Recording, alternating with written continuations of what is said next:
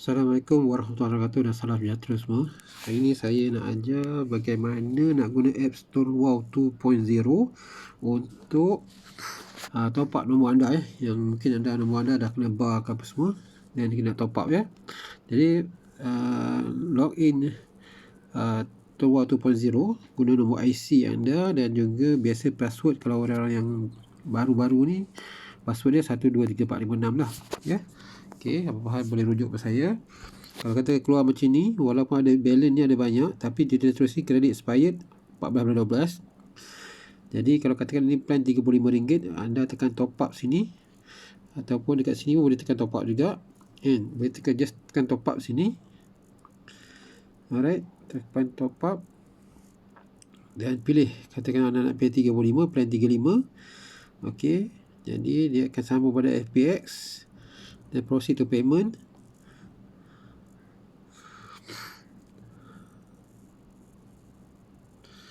Okey, tunggu sekejap. Dekat sini pilih bank yang mana anda nak.